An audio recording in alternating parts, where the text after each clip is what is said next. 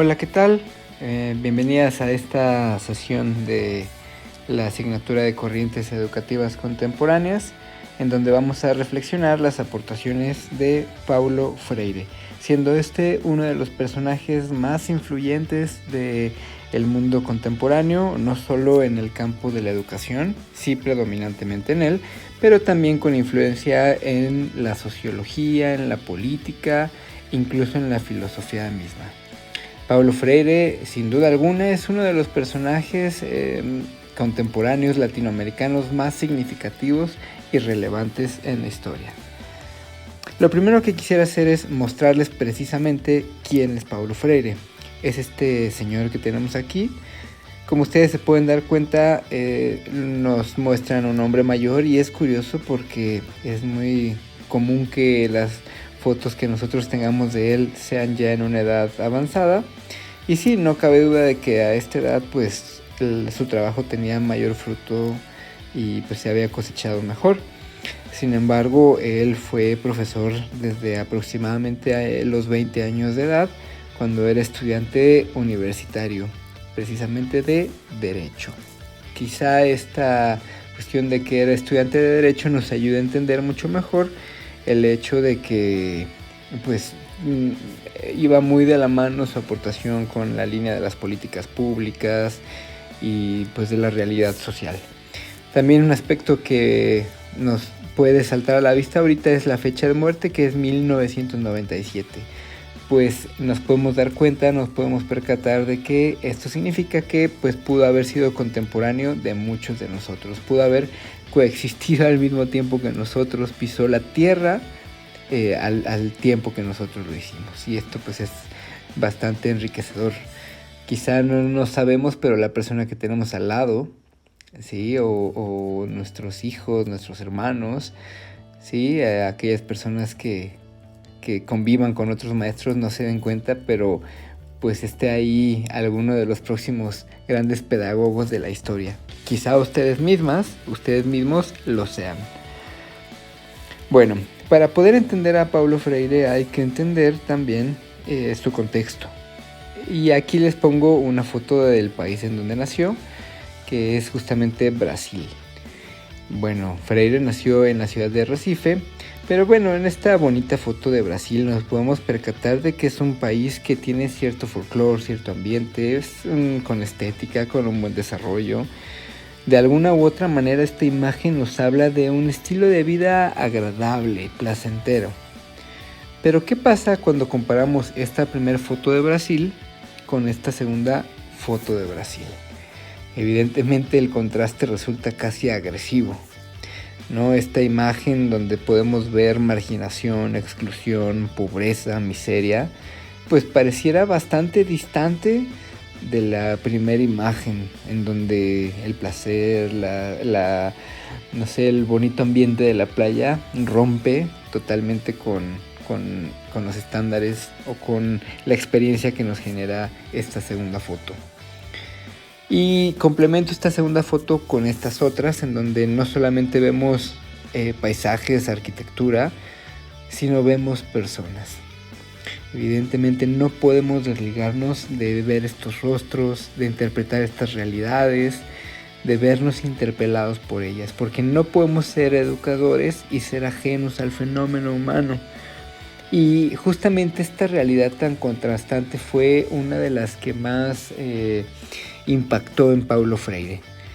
Y estas realidades polares de gran diferencia entre sectores ricos y pobres no solamente se vive en países como Brasil, se vive en bastantes países, incluso me podría atrever a decir que en todos, a excepción de aquellos en donde la pobreza es lo absoluto, donde no hay un contraste porque todo es miseria.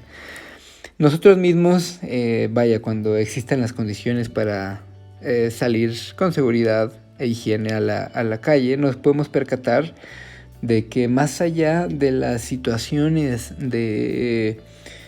o de los lugares donde hay turismo, donde hay comercios, caminamos un poco hacia la periferia y vamos a ver precisamente cinturones de pobreza, marginación, exclusión, donde vamos a ver fenómenos como la prostitución, la mendicidad, los llamados niños de la calle, etc. Es decir, esta realidad no se ha acabado y está presente en bastantes países, inclusive en el nuestro.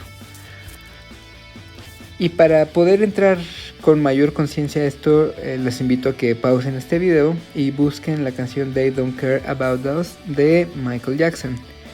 Una vez que la hayan visto y revisado la letra, pueden volver a este punto del video. Si ya lo observaste, si ya viste la canción, te invito a que reflexiones esta letra que constantemente cantan, esta frase discursiva que repiten y repiten y repiten, que es realmente no les importamos. Da la coincidencia de que una de las versiones de esta canción, justamente la que pongo aquí en pantalla, pues es grabada en Brasil, ¿no? Y aunque podría parecer un poco engañoso el ritmo, el baile, la letra es bastante fuerte. Y nos habla justamente de este grito que el oprimido le realiza al opresor. En esta constante dialéctica del amo y el esclavo, del opresor y el oprimido, bien, podemos percatarnos, podemos darnos cuenta de que un primer paso para el desarrollo, el cambio, pues es esta toma de conciencia. De hecho, es un elemento que vamos a desarrollar un poco más adelante. Aquí tenemos una foto de Paulo Freire. Como les comentaba, él no era educador de profesión, aunque sí de acción. Y pues evidentemente se formó en el campo, en las aulas, y no en campos bonitos como los que tenemos ahorita con proyector, aulas digitales y diferentes medios, sino justamente fue esos lugares donde la gente no tenía acceso a la educación, un acceso digno, y pues vio la forma de trascender o de desarrollar en ellos esta sed por trascender. Aquí podemos ver algunas de sus principales obras, obras fundamentales, La pedagogía del oprimido y La pedagogía de la esperanza, ambas como una crítica y una propuesta de cambio, una propuesta de mejora, y Las cartas a quien pretende enseñar como un documento obligatorio para aquellos que quieren ser educadores en el mundo actual. Más allá de pues estrategias didácticas, son documentos inspiracionales, documentos que transforman la práctica desde su esencia misma. Habría que hacer una valoración de la concepción antropológica que tienen, de la axiología, de la teleología, para darnos cuenta del gran valor, no solamente educativo, pedagógico que tiene, sino también antropológico y sociológico. Vemos aquí en dos imágenes, una de un adulto educando, aprendiendo, alfabetizándose. ¿Por qué? Porque para Freire fue sumamente importante la educación de los adultos. Ya iremos descifrando el porqué. Y vemos aquí un mural también muy bonito de Paulo Freire con una flor en la mano. Esto lo menciono, lo traigo a colación porque él fue paradójico.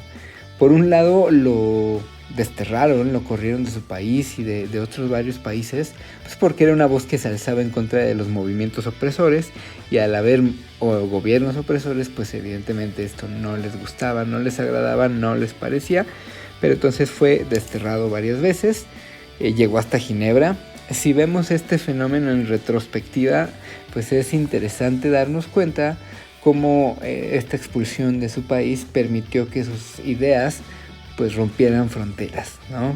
Claro que esta fue una visión retrospectiva. Me imagino que en su momento llegó a ser una realidad compleja, sin embargo, pues bastante abrazable para él, en el sentido de que la asumió, la superó y salió adelante. También, ha sido reconocido en gran medida, tiene 27 doctorados, no sé si tenga doctorados honoris causa póstumos. Vaya, estos doctorados que menciono son honoris causa. Y tiene también el reconocimiento de la UNESCO, quien le dio el premio de la educación para la paz en 1986.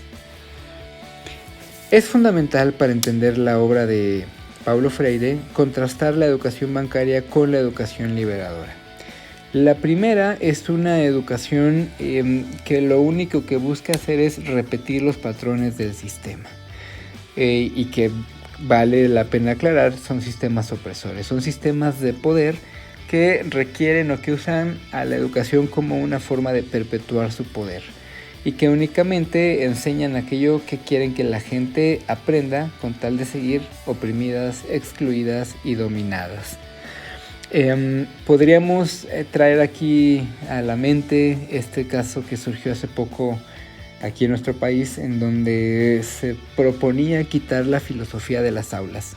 ¿Por qué? Pues porque precisamente la filosofía desarrolla el pensamiento crítico, y esto del pensamiento crítico no le conviene a muchas personas, sobre todo a aquellas que oprimen, aquellas que son amos y quieren que el esclavo siga siendo esclavo. Por otro lado, la pedagogía liberadora, es la pedagogía que propone Paulo Freire, tiene un tinte más creativo, crítico, en donde se busca que el ser humano se desarrolle, crezca, genere cultura a partir de su situación, de su realidad, pero siempre hacia adelante, creciendo, desarrollándose, motivándose a ser mejor. Bien.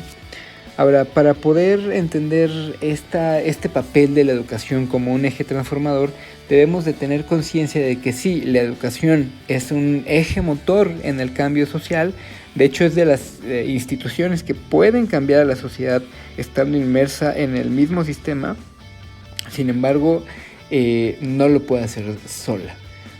O sea, la educación requiere de la familia, del gobierno, de las instituciones recreativas para poder salir adelante, para poder hacer cambios realmente sustanciales y duraderos.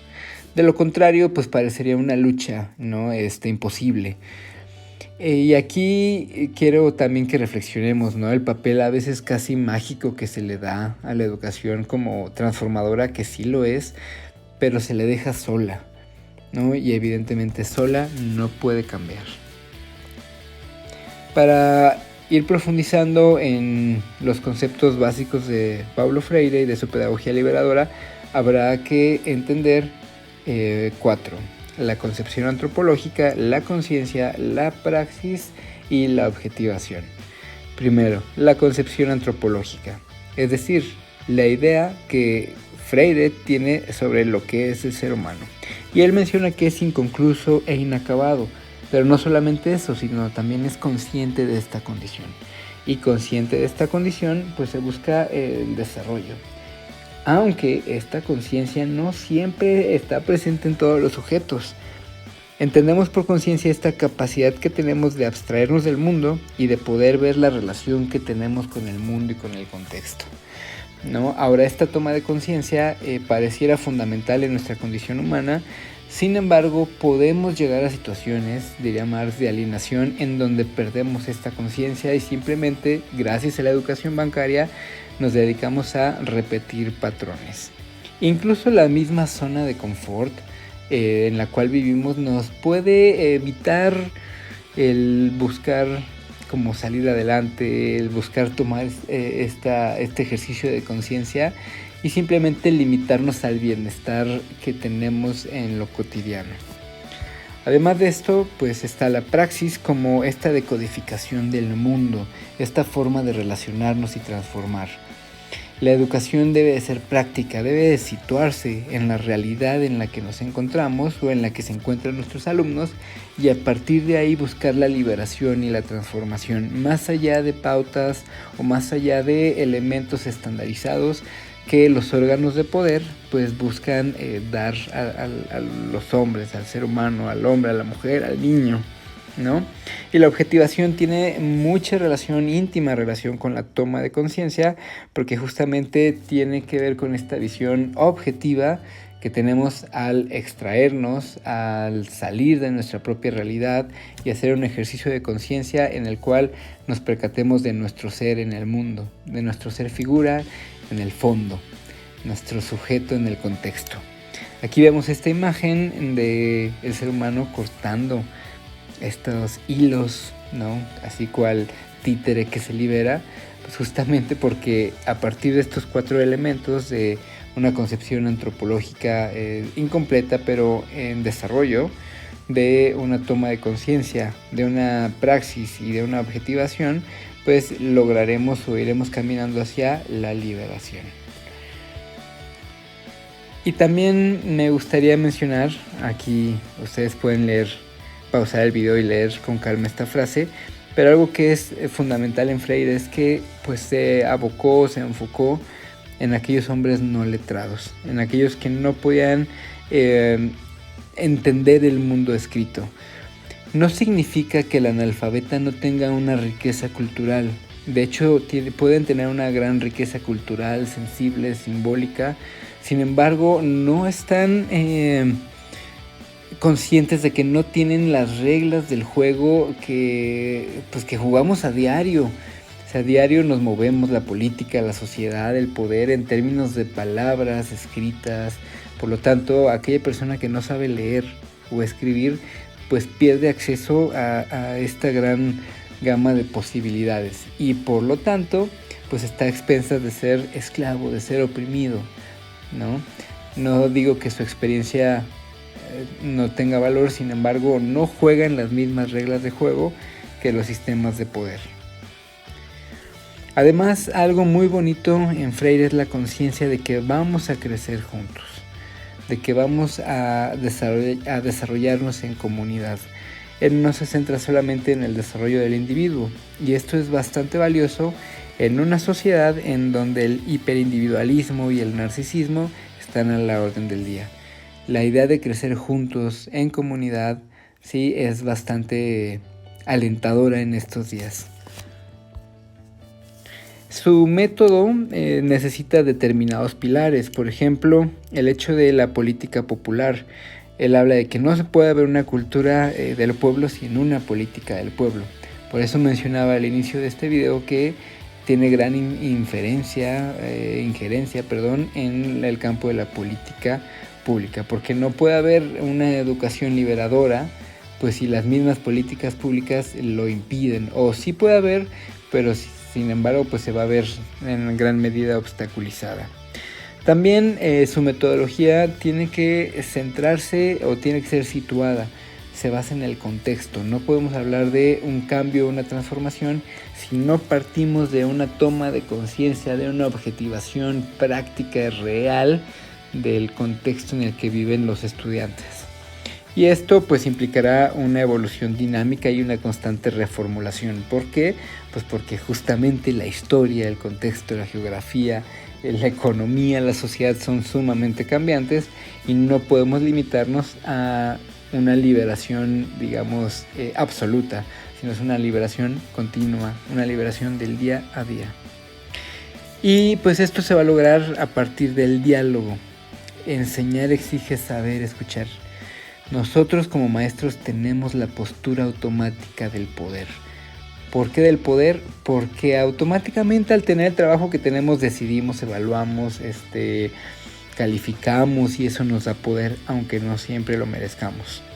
Y en ocasiones nos dedicamos solamente a transmitir información y pues Freire rescata esta idea del diálogo. No solamente te transmito, sino hay una interacción, porque tanto aprende el maestro de sus alumnos como ellos de él.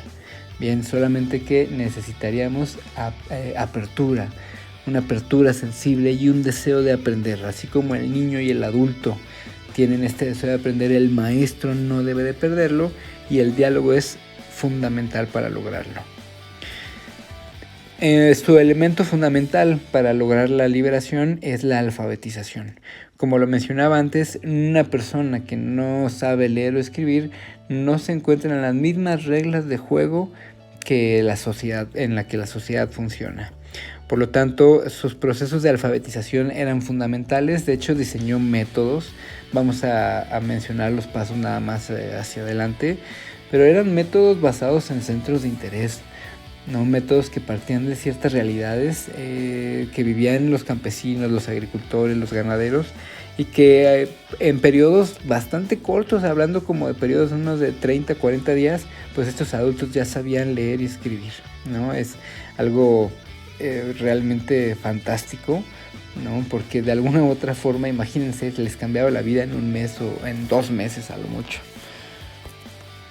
Y esta es efectivamente el antecedente de instituciones como el INEA, que pues se encargan de esta parte andragógica de la educación, es decir, de la formación de los adultos.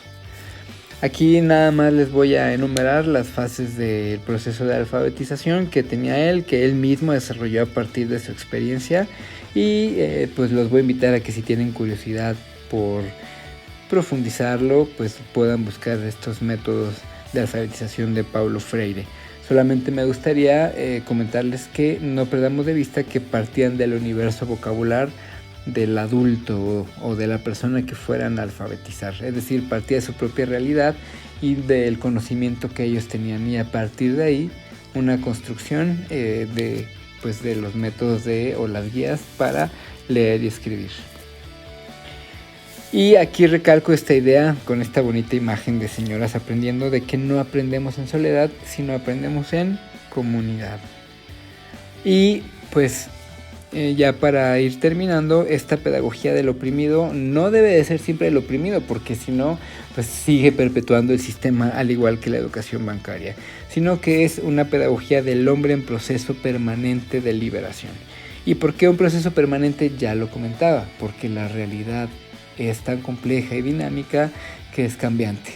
La lucha por la libertad y el ejercicio de la libertad y la responsabilidad es una tarea del día a día. Y cerramos aquí con esta frase: por una educación que nos enseña a pensar como la educación liberadora, no obedecer como la educación bancaria. Espero que esta breve semblanza de la postura pedagógica de Paulo Freire nos sea de gran utilidad. Hasta luego.